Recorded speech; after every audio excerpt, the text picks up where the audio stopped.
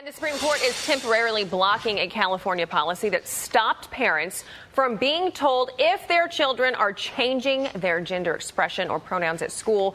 The Supreme Court granted an emergency appeal saying, quote, these policies likely violate parents' rights to direct the upbringing and education of their children. The Supreme Court put an injunction out. We talked about this briefly yesterday, but I want to get more into it today because it's important in the trajectory of, I think, where things are going, even in our great state of California. I take offense at our policies and strategies. And so does the Supreme Court, I think, in a great many ways. With me to talk more about this is David Schmus. He's the Executive Director for Christian Educators, an organization here for Christian public school teachers right here in California and across the nation. And we'll tell you more about that in a little bit. David, welcome back to the Pastor Scott Show. Hey, thanks so much for having me, Scott. Great to have you. So, David, part of the theme we're going to talk about a little bit throughout the show today is the ability to predict the future. And you wrote an article a couple of weeks ago, and a whole bunch of stuff that you suggested was about to happen just did happen. A whole lot of topics. And I want to talk about that because I think they're important for everybody to know. So let's begin with what the Supreme Court decided and didn't decide related to parental notification when it comes to your kid deciding to have gender issues or pronouns or those kinds of things.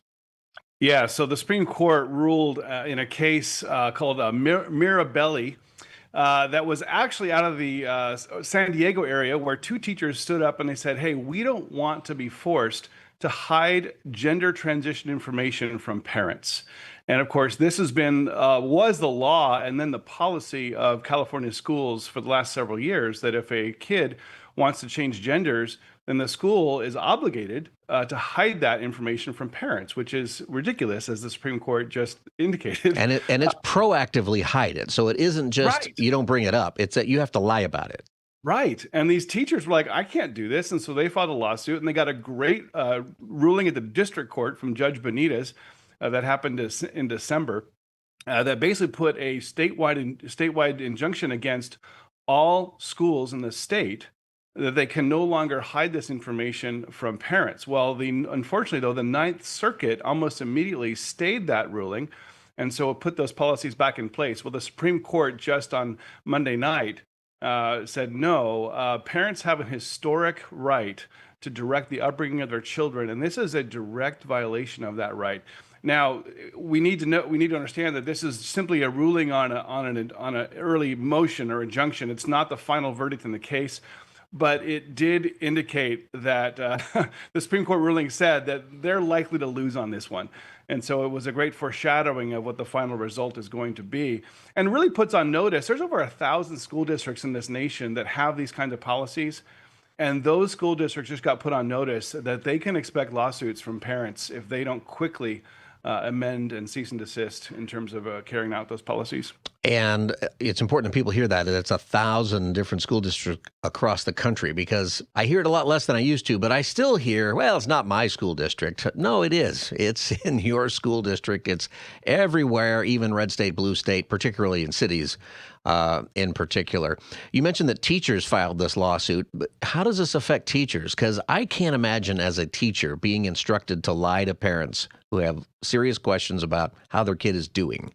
That must affect teachers. Yeah, well, it's sort of a win and a wait for teachers, if you will.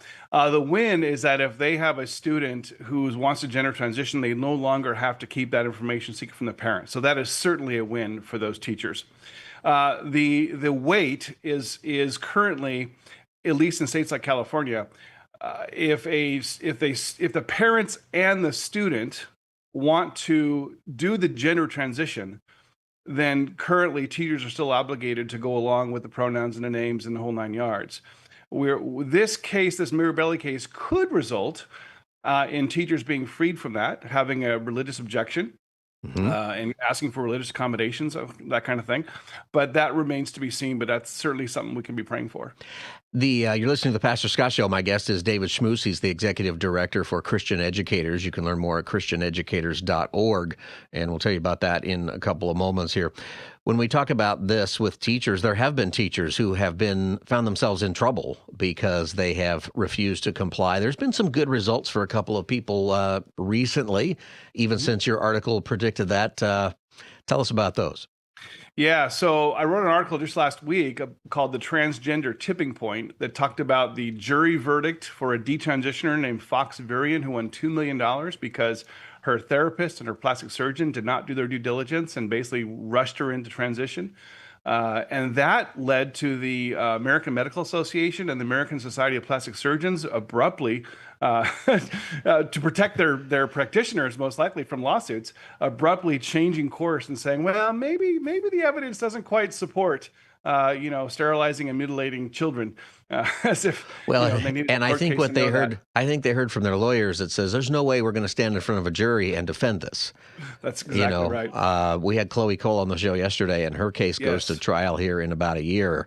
And Yes. there are many who Yeah, are. there's about 30 cases out there in the pipeline of medical malpractice cases. So this is going to be a flood, Now, which is exciting to see because I think these doctors should be both bankrupt and possibly in prison for the way that they've treated minors. Now, let me ask you this. Maybe you don't know, but this just occurred to me: are Mhm. schools or teachers, school districts, unions, teachers unions, are they also in jeopardy? It would, or one of these detransitioners, and I think there's going to be hundreds of them Mhm. soon. Are they going to say, "Yeah, it was my doctor and it was my therapist, but it was also my teacher. It was also my school Right. district. It was also Right. person sitting on the school board." Yeah. I feel like there's a whole lot of people who have some culpability here potentially. Right. I think the same logic could apply. Now, I'm not an attorney, so some of those arguments get pretty nuanced. But yes, I would assume that school districts and practitioners, educators have legal liability here for hiding information from parents, especially after this ruling. So in that column, I mentioned the case of a Nashville teacher named Eric Rivera. That he had been pulled out of his classroom simply because, get this, he said, I'm forced to read these two books that are pro gay marriage. I can't in good conscience read them. I'm simply going to have a colleague of mine. We're going to switch classes. He's going to come in, read those books. I'm going to cover his class. And that's a basic, vanilla religious accommodation, right? Happens all over That the kind of country. stuff happens all the time. Right. But his school district found out about it, reassigned him to a non-teaching role, pulled him out of his classroom. Well, they got a demand letter from the First Liberty Institute, and just earlier this week they restored him to his classroom. So that's one victory. We also had a settlement. There was an Indiana teacher named John Kluge who was forced to he was fired or forced to resign because he wouldn't use transgender names and pronouns. This is way before COVID. It was back in 2017-18. He was represented by ADF. He just won a $650,000 settlement this week against his school district. So you pile that on cases like Jessica Tapia's, right, where last year she won a $360,000 settlement. There's been a few other of these, and sort of the message is getting out that schools better not require their teachers to violate their conscience and go along with these policies, or they're going to be on the losing end of one of these settlements. So pretty exciting things that are happening now. It's just as we thought about that, as a teacher, if you were to cover up, there's another scandal here in LAUSD of essentially the cover up of sexual abuse to the tune of, private settlements that are going on, but it's like $1 billion. It's huge amount of money. But what's happening is a lot of these teachers who get in trouble for this, they're not fired. They're just moved to another school. Yeah. To me, there's lawsuits coming for that too. I mean, Yes. and if you're a teacher and you're not doing that, you must. I think teachers have to believe that they have a certain amount of jeopardy if they have knowledge of this going on and they're not allowed to share it. At what point are you obligated to blow the whistle? Yes. That I don't know if you're going to get sued for that, but there needs to be a lot more whistleblowers, and maybe these cases are going to give people the confidence to do that. That's right. It's always right to do the right thing, right? Even if it costs you temporarily, it's always right to do the right thing. And yes, teachers need to do that. When issues like this come up, Scott, I talk about the purpose of our mission at Christian Educators. There's 50 million kids in our nation in public schools. Right. And I know lots of our families are taking their kids to homeschool and private school, and those are wonderful options. But as adults, 50 million kids, are we going to abandon those kids? right? Hmm. As adults, let's go into the public schools as missional teachers, as ambassadors for Christ, as people who go in there to, at the very least level, not sexually molest our kids, right? And not convince them to get surgical mutilation. I mean, that's a pretty low bar. But I mean, how much more can we do to influence this generation if we were to take a hold of that opportunity? There, as you have pointed out, there's a lot of sort of bottom feeder teachers that are populating our classrooms. What if Christians who knew how to taught with excellence and who had God's wisdom and who saw kids with the eyes of Jesus, what if they went into our public schools and loved on those kids and saw them as children of as his kids, right? So that's what we need in this nation more, I think, more than ever. Yeah, I think that is a excellent point. We talk a lot about homeschool and the need to do that. Private schools, KKLA in Los Angeles, we're offering half-price tuition for if you take your kid out of public school, put them in a Christian school, we'll pay half price, right? That's going on now. You can go to kkla.com. And I urge people to make those decisions because you got to protect your kid. However, Right. the other side of it is public schools are inevitable. And Yep. we cannot, as much as, and I put my kids in private school, as much as that's a priority for me and for my wife and our two boys, we cannot ignore the public schools that are on either side of my kids' private school, where some of their friends go and they come in and out of they play against them in sports teams and other things. These kids are American kids. They're our family. They're our friends. A lot of Christian kids, a lot of kids who would be open to the gospel if they could hear it, a lot of teachers who are in a very difficult situation. We cannot just say, okay, I got my kids out, so now I'm out of the fight. We have to still be a part of it as taxpayers. If you're not convinced just by being a person of faith, but as a taxpayer, you're still in the fight. You're still paying for all of this. That's right. That's right. There was another victory that came out this week as well that's not so much directly related to schools, although certainly partially related to schools, is that the Health and Human Services Department sent a letter to all 50 states saying that they can't define child abuse as an objection to gender ideology. So Christian parents who don't want to transition their kids, but up to now, they're subject to having the state take their kids away, right? Yeah. Well, the HHS is saying, no, states, you can't do that. And if you want this huge amounts of funding, you have to certify to us that your definition of child abuse is reasonable. And so they're kind of holding on to the purse strings. And so we'll see how that develops. But that could be huge if states can no longer take kids away from parents because of their religious beliefs about gender. So that'd be awesome as well. You're listening to the Pastor Scott Show. My guest is David Schmus. He is the Executive Director for Christian Educators. You can learn more at christianeducators.org. If you'd like to join our conversation or maybe you have a question for David, call us now at 888-528-2557, 888-528-2557. David, as we think about it, and we don't want Christians or churches even to disconnect, what are some great ways that churches can support the teachers who are coming to our churches who are in this difficult situation and even support the public schools down the street from our churches? Yeah, well, the public school, I think, is the most strategic mission field in our nation. And so churches can simply go to their local school and say, hey, how can we serve? How can we come alongside and build relationship? A lot of public school educators and principals and leaders are a little bit wary, like, oh, are you here to proselytize? Well, hey, let us just come in to serve. Let us just come into love, and let's build relationships and see what opportunities develop. Also, I would say that churches can come to Christian educators and say, hey, how can we help you equip the teachers in our schools how to walk out their faith legally and with wisdom? We are big believers that Christians are called to go into public schools not to win an argument, but to be a blessing. Obviously, sometimes we have to lawyer up and win those fights.